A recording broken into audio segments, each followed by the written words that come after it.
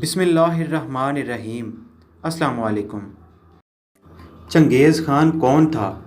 اس نے موت کے منہ سے بچ کر ایک قیدی سے بادشاہ تک کا سفر کس طرح طے کیا؟ کس کی وجہ سے اس نے 84 لاکھ لوگوں کو قتل کیا؟ قتل کر کے وہ لوگوں کے ساتھ کیا کیا کرتا تھا؟ یہ سب باتیں آج کی اس ویڈیو میں ڈسکس کی جائیں گی۔ منگولیا کے صحرائے غوبی میں آباد وحشی قوم کے ایک چرواہے نے اپنی قوم کو منظم کر کے ایک عظیم منگول سلطنت کی بنیاد رکھی۔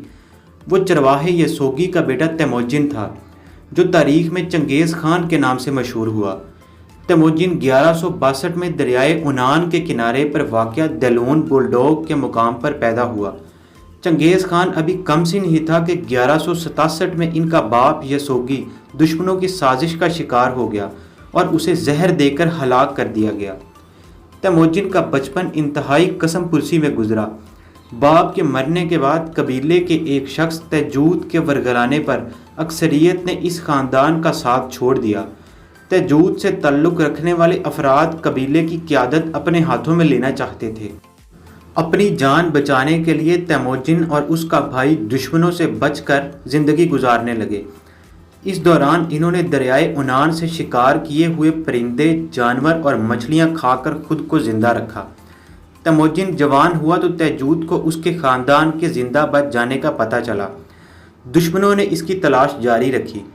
آخر پکڑا گیا اور مستقل طور پر قیدی بنا کر تیموجن کے گلے میں لکڑی کا ایک توق ڈال دیا گیا۔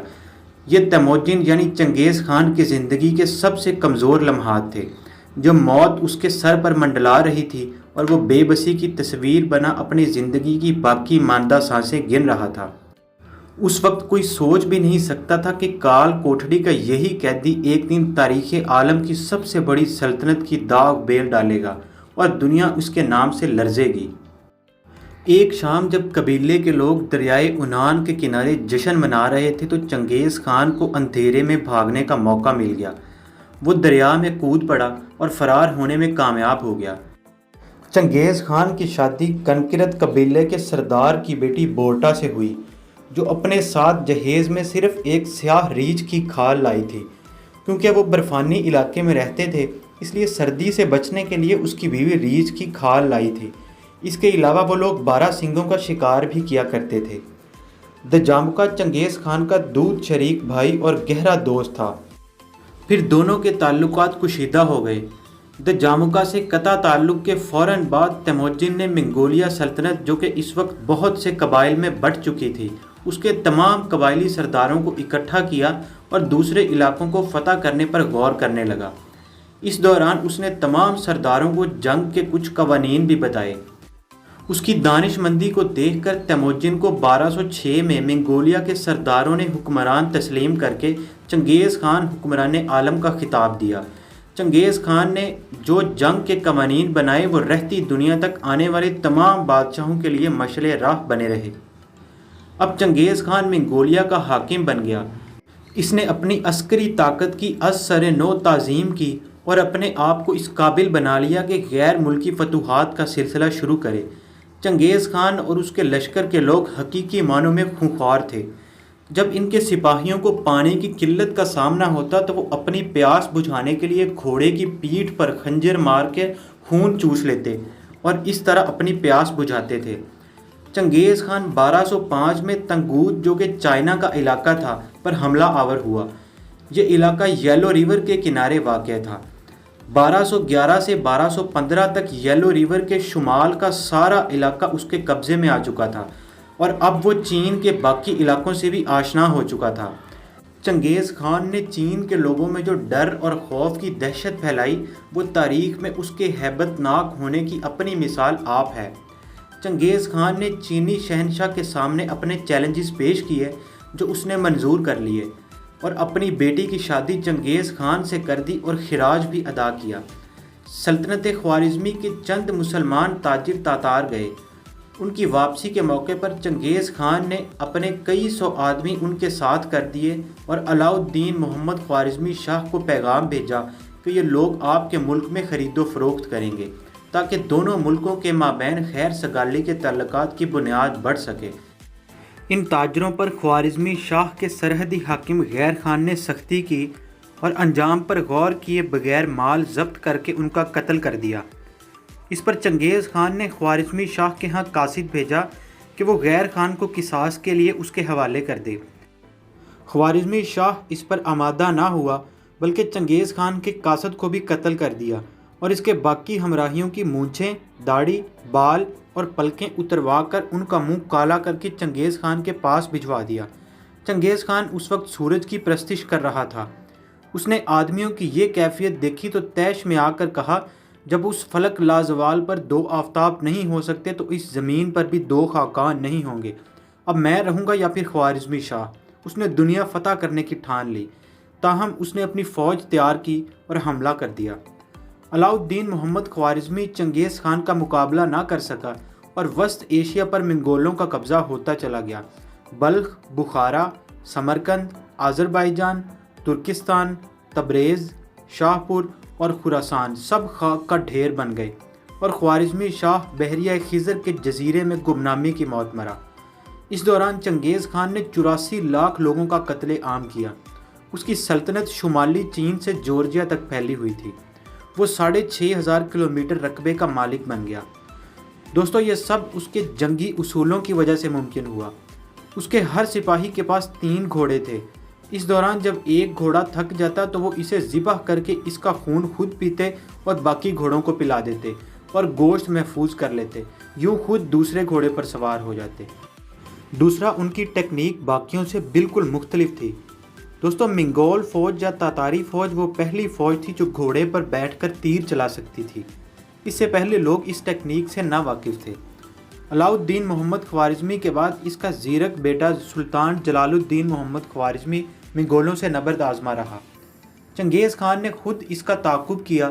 1221 میں دریائے سندھ کے کنارے چنگیز خان نے اسے 3 اطراف سے گھیر لیا۔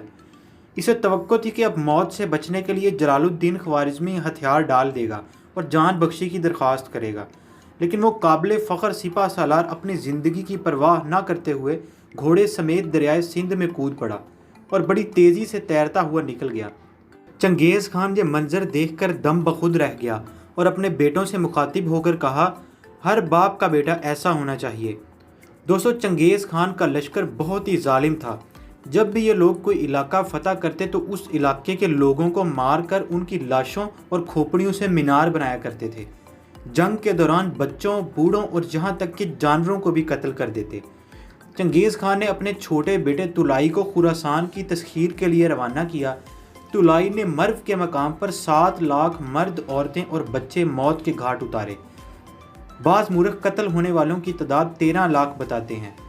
نشا پور کی تسخیر کے وقت اس نے یہ حکم دیا، شہر کو اس طرح سے برباد کیا جائے کہ اس زمین پر ہل چلایا جا سکے اور انتقام اس طرح سے لیا جائے کہ بلی اور کتے تک زندہ نہ بچیں۔